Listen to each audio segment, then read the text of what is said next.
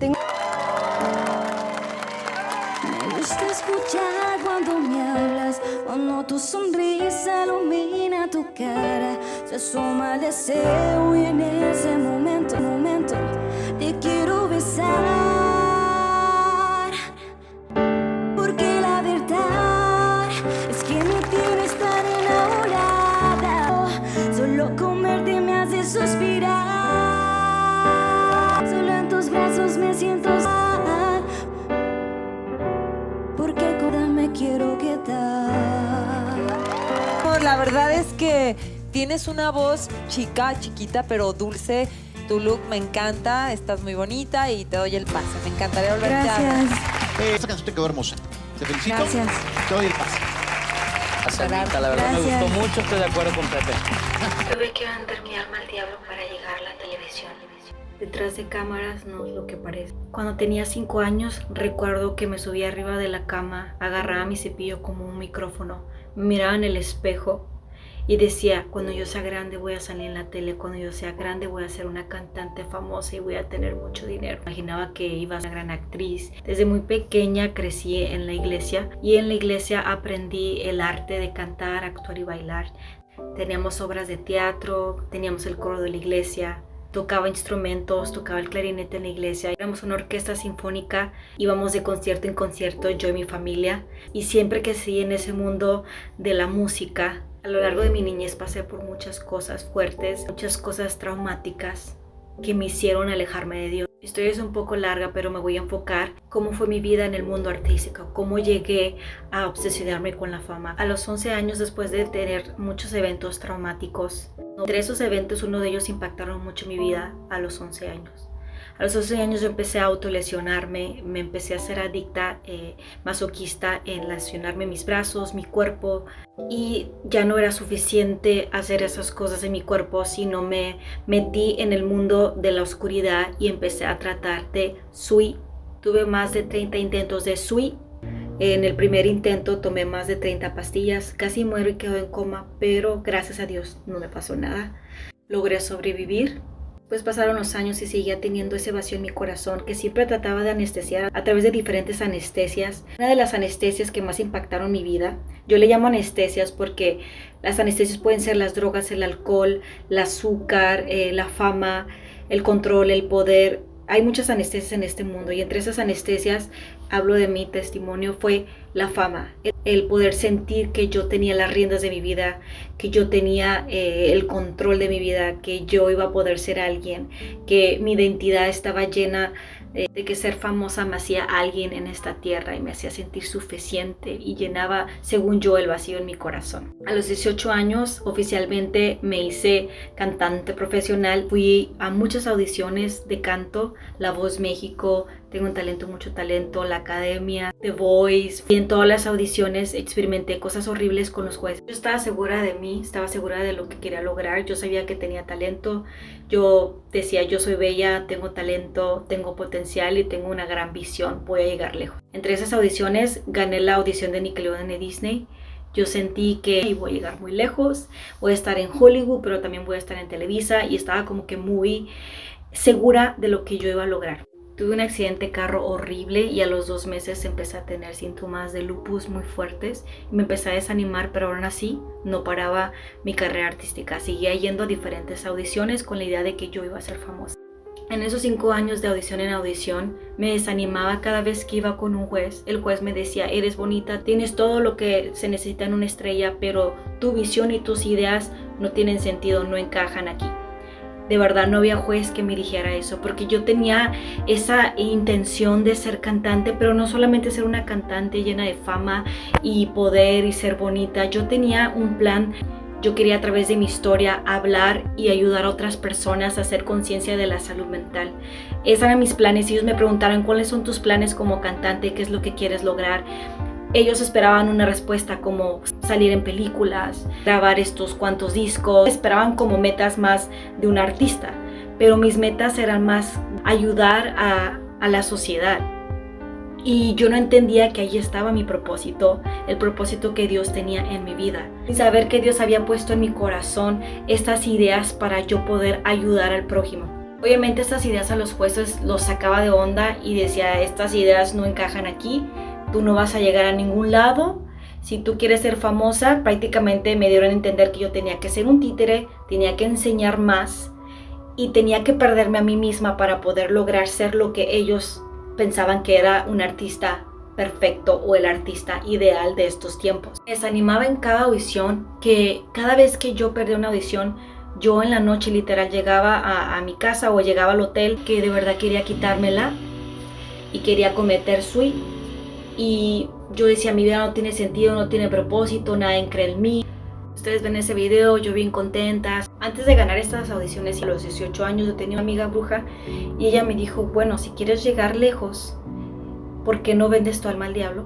Y con eso se te van a abrir las puertas. Bueno, yo le hice caso, mala influencia, ¿verdad? Y yo me dejé influenciar. Hice caso, hicimos un pacto. Después de ese pacto se me empezaron a abrir un montón de puertas de audiciones. No sabía a dónde iba, solamente sabía que tenía un dolor muy grande en mi corazón y que tenía un gran vacío y que lo quería llenar como diera lugar. Después de tantas audiciones me deprimí muchísimo. Por 6 meses me puse a tomar, prácticamente era una borracha. Todos los días me tomaba una botella de vino al día, a veces casi. Me iba al puente y cantaba y la gente me empezó a conocer. Muy triste todo lo que se ve detrás de cámaras, no es lo que parece. Yo lo viví un poquito, no viví lo que muchos artistas viven, ¿verdad? Pero viví un pedacito y un comienzo de lo que es estar detrás de cámaras y qué bueno que Dios me rescató porque las cosas se iban a poner peor. Hay mucha depresión ahí, mucha competencia, es muy triste, nunca logras ser suficiente, siempre te falta. Es como un títere que ellos usan para vender más, para que más almas se pierdan. Es muy triste, es un mundo espiritual muy feo.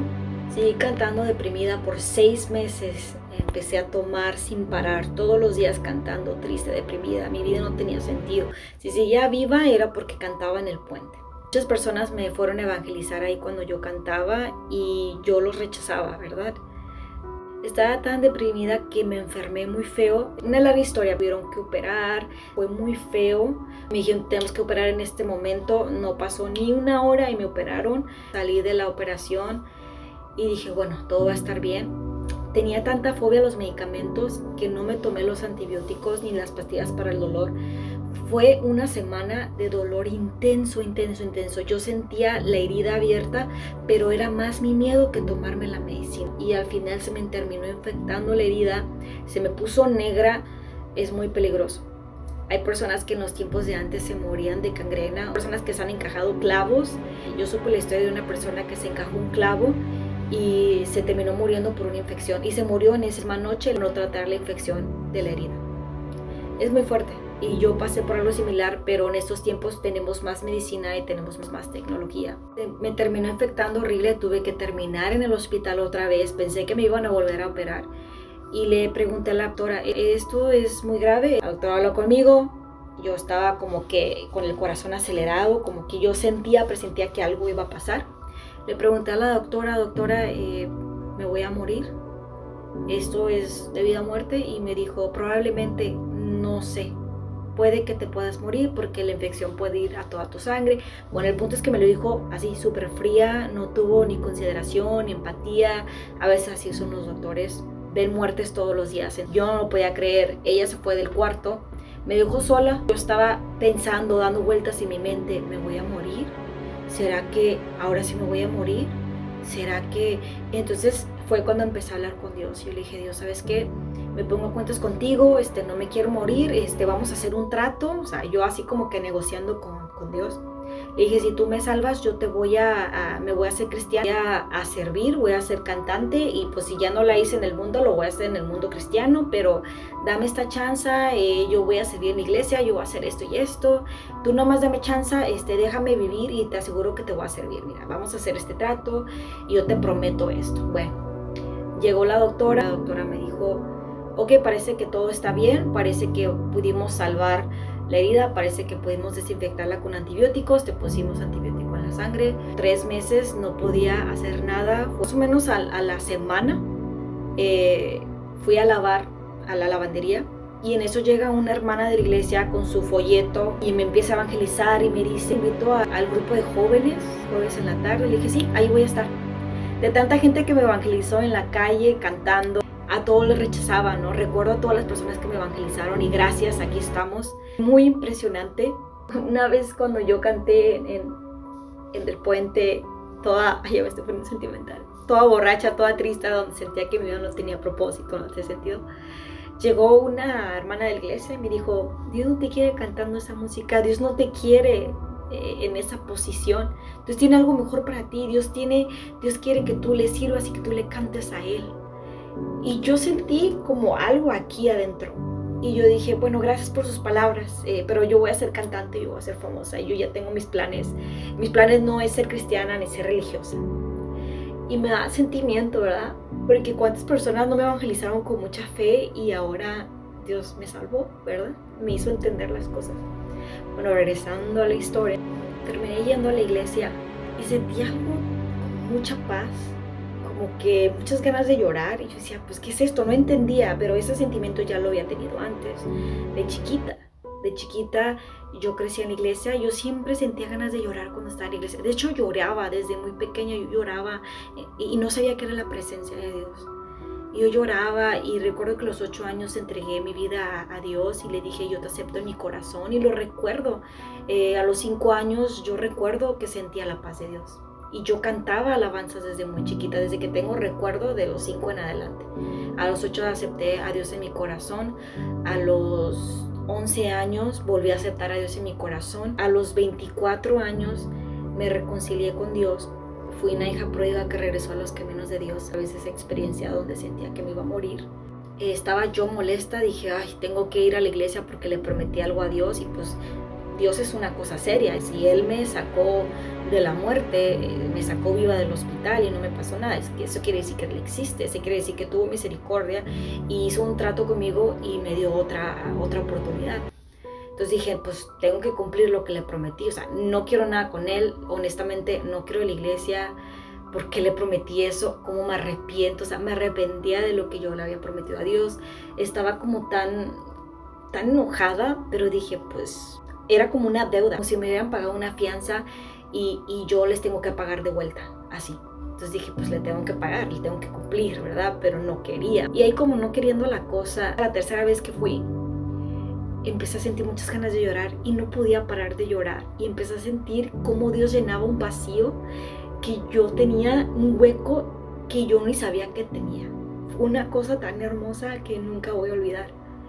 Y empecé a sentir como que Él llenaba esa necesidad, ese vacío que yo tenía, que traté de agarrar en la fama, que traté de conseguirlo con una identidad falsa.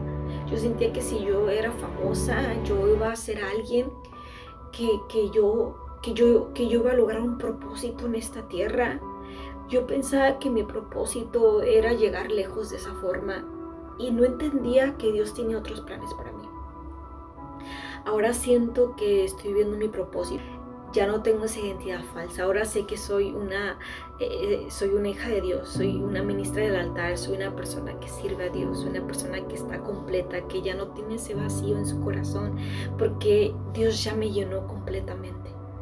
Ya no tengo que aparentar ni hacer cosas para que me acepten. Me enamoré tanto de Dios que ya no le servía porque le debía, sino porque lo amaba.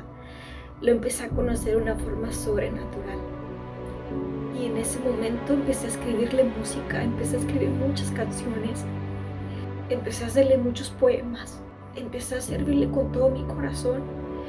Iba a las calles, cantaba en el puente, hablaba de la prevención del SUI, hablaba de cómo Jesús me rescató, decía que en ese puente donde yo cantaba desamor y borracha, en ese puente yo traté de quitarme la vida y Dios me rescató de eso. Y yo le hablaba al mundo y lo sigo haciendo. Y a través de estos videos yo quiero como impactar en tu vida de alguna manera, que no te olvides de tu propósito en esta tierra. ¿Por qué estás aquí? ¿Qué legado quieres dejar a tus hijos o a tus nietos o a la gente? O sea, tal vez no tienes hijos como yo, pero ¿qué legado quieres dejar a tu sociedad, a tus generaciones? Cuando tú te mueres, ¿qué quieres que recuerdan? No, esa persona era luchadora, esa persona nos dejó esta herencia, ¿no? Y no estoy hablando de dinero, O sea, nos dejó este ejemplo. ¿Cómo quisieras que te recordaran? ¿Por qué seguimos vivos? Si seguimos vivos es porque Dios no ha terminado de cumplir nuestro propósito. Y no sé cuánto tiempo voy a estar en esta tierra, pero lo que sí sé es que ya estoy viendo el propósito de Dios en mi vida, que yo ya siento que mi vida tiene sentido y no hay nada que te llene más que la presencia de Dios.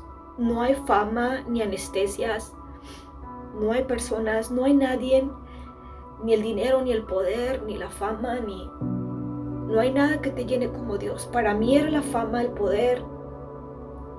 Para otros es otras cosas, lo material, el aparentar, una casa, carros, que no tiene de malo aspirar, ¿no? Y tener esa visión de tener una mejor vida, ¿no?